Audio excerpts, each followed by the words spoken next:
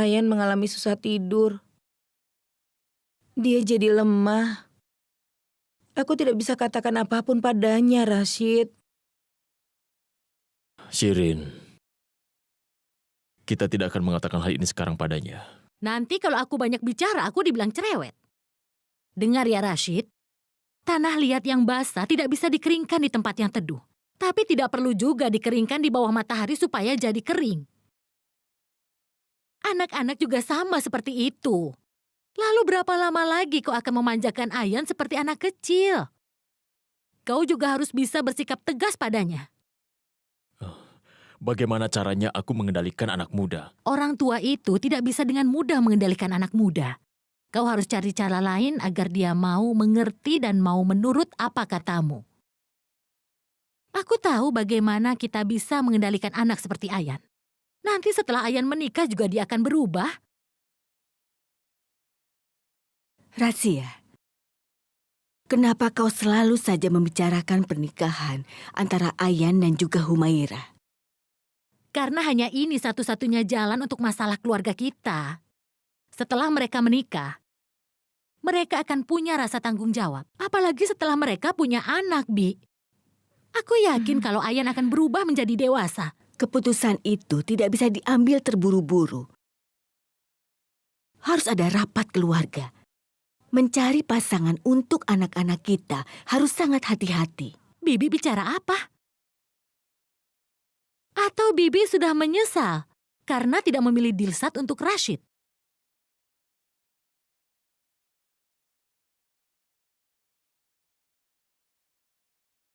Aku tidak pernah membuat kesalahan tentang pernikahan mereka berdua.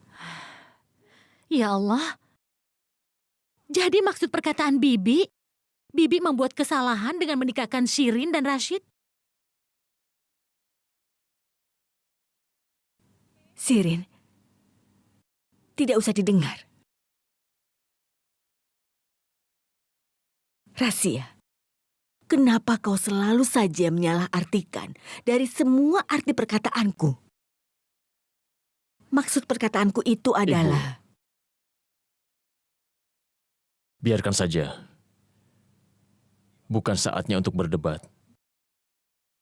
Rashid, yang aku bicarakan ini mengenai kehidupan Ayan. Keputusan yang diambil akan mempengaruhi masa depannya Ibu, Ayan. aku bilang biarkan saja. Keputusannya sudah dibuat. Aku akan pastikan bicara dengan Ayan mengenai hal ini. Aku tahu dia tidak akan menolaknya.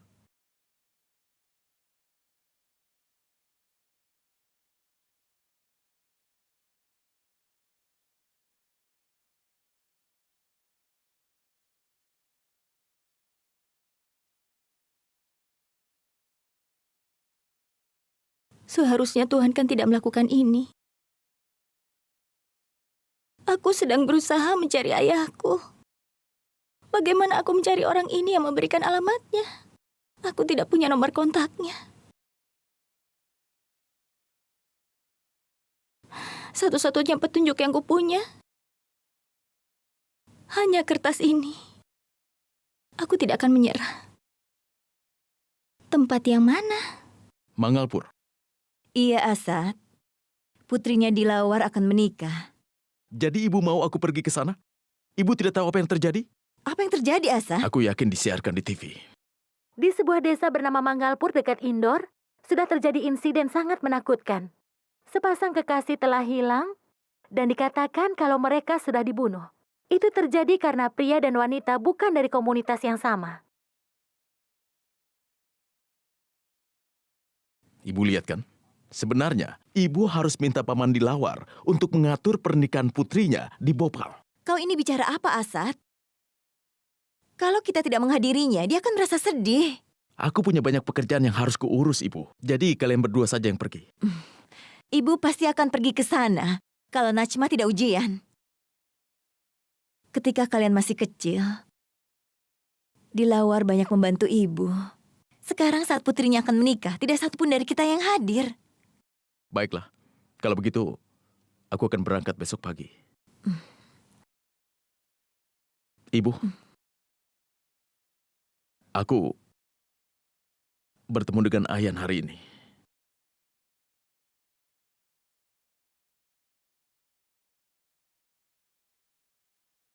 Begini, aku tidak sengaja bertemu dengannya.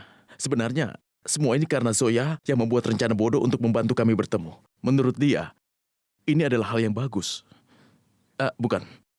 Dia melakukan semua ini karena dia kira aku merasa sedih. Aku bahkan sudah memarahinya, Ibu. Aku menceritakan ini pada Ibu karena aku tidak ingin menyembunyikan apapun dari Ibu. Aku tidak sengaja melanggar janji yang sudah kubuat dengan Ibu. Apa Ibu tahu?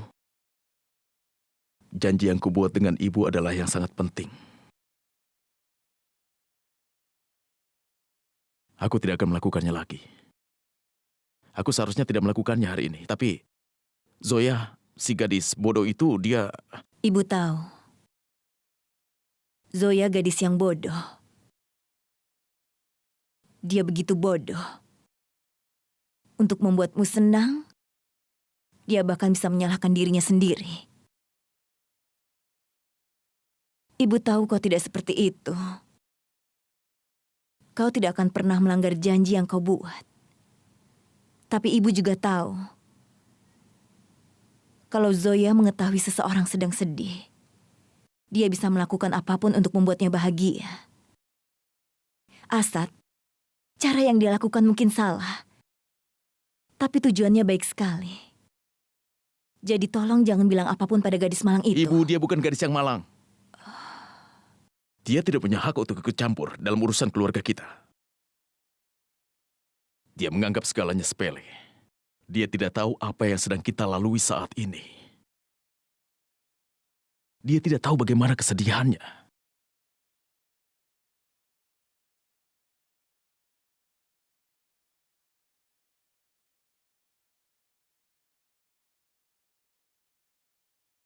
Aku telah berusaha untuk mencari ayah sejak lama.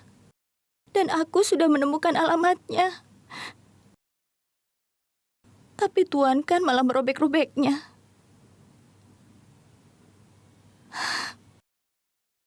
Aku tidak akan bicara lagi dengannya. Aku ingin pesan kalung berlian satu lagi ya. Iya, sama seperti yang aku pesan untuk Nikat waktu itu. Iya. Iya, aku akan tentukan tanggalnya nanti. Itu sebabnya aku pesan. Iya. Sampai nanti. Keputusan belum diambil, tapi kau sudah mempersiapkan semuanya. Kita harus segera melakukan persiapan karena pernikahannya sebentar lagi, Bi. Pernikahan itu pasti akan terjadi. Humairah adalah putri kesayanganku. Dan di hari pernikahannya nanti, aku ingin sempurna. Itu tidak penting. Pasti ada hal yang lainnya.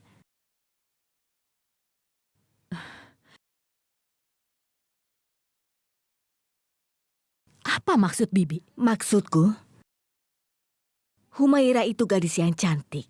Dia dari keluarga kaya raya. Dia harus mencari pria yang kaya juga. Tapi kenapa kau ingin sekali menikahkan Humaira dengan Ayan?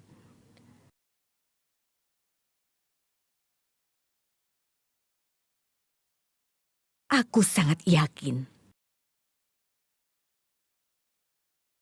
kalau ada rahasia di balik semua ini, dan juga ada konspirasi, aku tidak akan membiarkan Ayan menjadi korbanmu. Dan aku akan mencari tahu semua itu. Rahasia, perlu kau tahu, aku tidak akan membiarkan pernikahan ini terjadi. Aku ingin lihat bagaimana caramu untuk menghentikanku.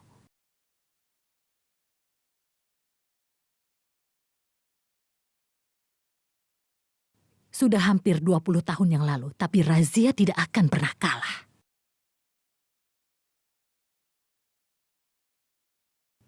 Insya Allah, kau akan mengalami kekalahan itu. Kita akan lihat nanti.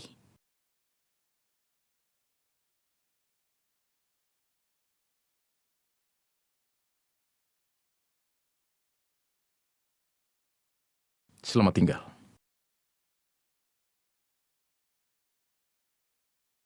Selamat tinggal, Bu. Selamat tinggal, Kak. Hari ini aku ada ujian, jadi aku tidak mau terlambat. Sampai nanti. Tabat, Iya.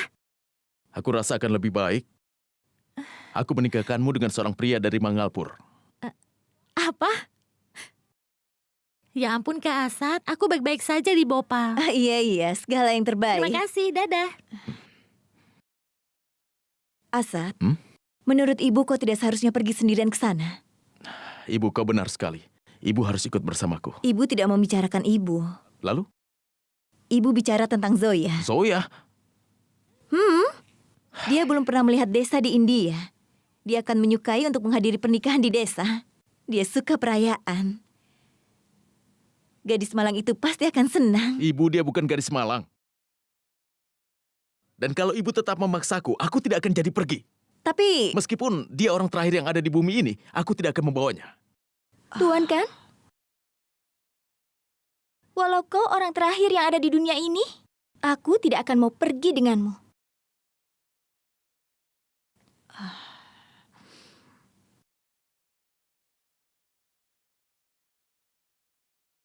Syukur kalau begitu. Paling tidak pendapat kita sama mengenai hal ini. Bibi, aku punya puisi untuk itu. Semua orang ingin masuk surga setelah kematian. Semua orang ingin masuk surga setelah kematian. 3 hari di Bhopal tanpa dirimu, Bhopal sama baiknya dengan surga. Terima kasih, terima kasih, terima kasih. Kau tahu Tuan kan? 3 hari kau tidak ada di Bhopal, tempat ini sama baiknya dengan surga. Dan di Mangalpur akan sama baiknya dengan surga tanpa dirimu. Nona Faroki.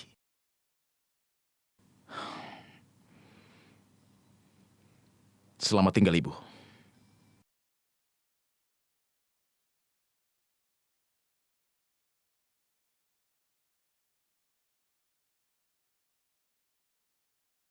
Ini adalah wilayah yang kau cari, tapi alamatnya tidak jelas. Tunggu sebentar. Aku punya sebuah foto.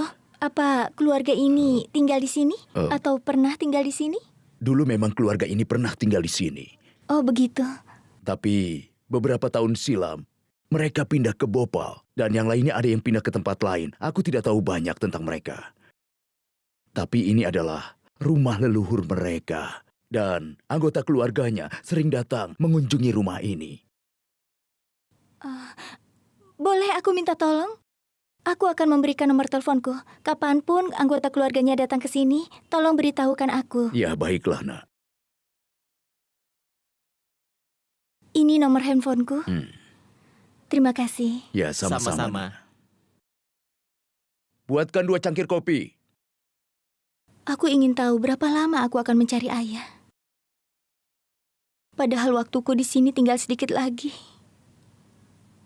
Ya Allah, tolong bantulah aku.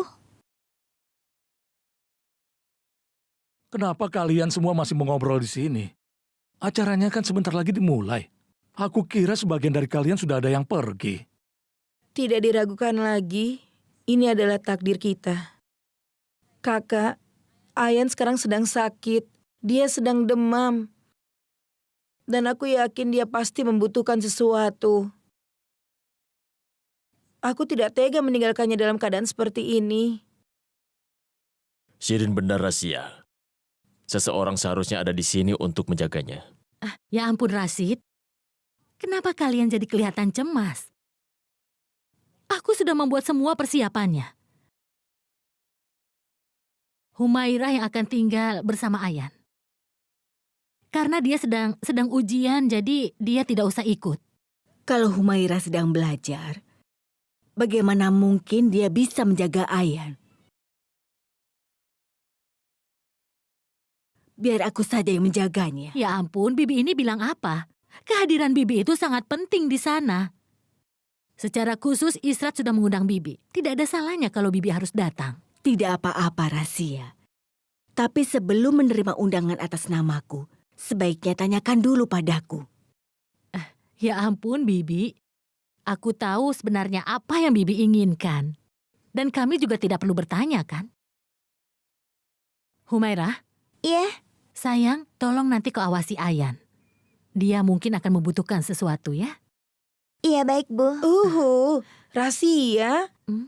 Jika saja matanya harus terus mengawasi Ayan, tidak akan matanya akan lelah. Shirin, maksudku bilang begitu tadi, itu maksudnya merawat Ayan. Oh, begitu. Kita harus berangkat sekarang kan? Hasina dan keluarganya pasti akan hadir di sana juga. Ya, ayo kita pergi. Iya, Nikat Nuzat, bawa semua hadiahnya. Mari kita pergi. Ya Ya Allah, Allah. kakak, Ibu, Rahasia. Rahasia apa yang terjadi?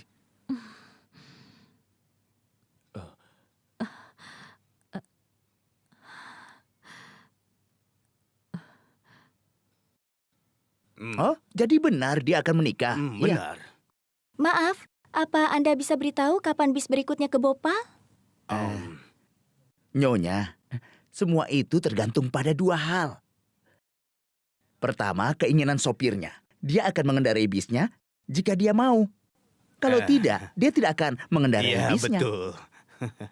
Maksudku tidak ada waktu tertentu, kapan saja bisa datang.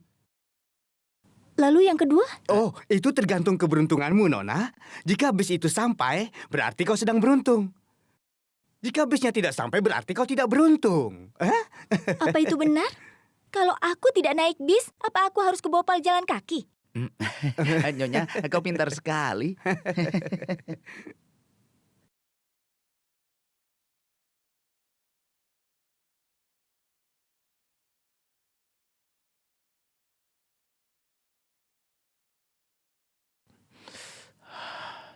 Gawat, mobilku mogok dan sinyal pun tidak ada.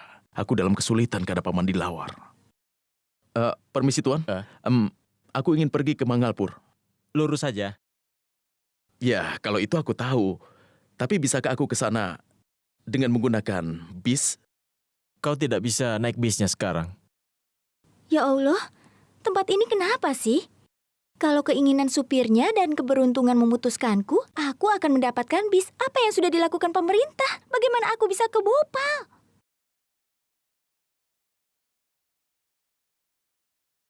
Ya Allah, seandainya aku dapat tumpangan. Aku punya puisi untuk keadaan ini. Ketersediaan transportasi merupakan keberuntungan. Ketersediaan transportasi merupakan keberuntungan. Aku berharap aku mendapatkan tumpangan di traktor itu. Hei, tolong berhenti! Tolong berhenti! Boleh aku ikut sampai jalan raya? Tentu saja. Ayo silakan naik, tapi di belakang ya. Baiklah.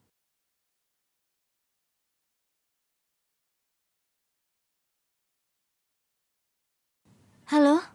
Halo? Aku ikut menumpang. Tidak ada yang tahu kapan bisnya datang. Kuputuskan untuk tidak menunggu bis.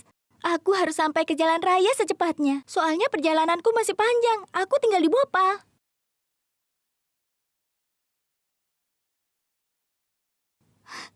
Sulit ya duduk di sini. Tidak, ini tidak begitu sulit. Di sini dingin, aku mudah kedinginan. Hacu! Makanya, aku kemana-mana selalu bawa obat-obatan. Kenapa menatapku seolah aku ini makhluk angkasa?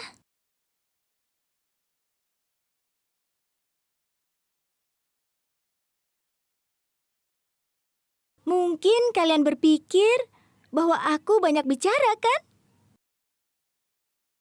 Oke, memang aku banyak bicara. Karena kita harus bicara, kan? Kita seharusnya bicara di saat kita sedang jalan seperti ini. Ada dua manfaat.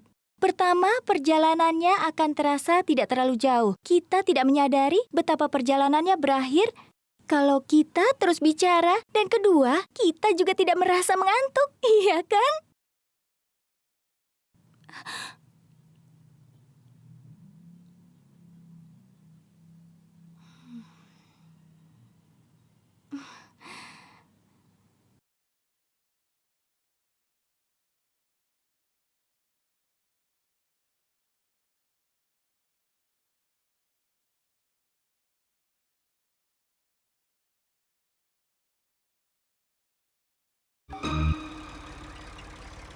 Mangalpur?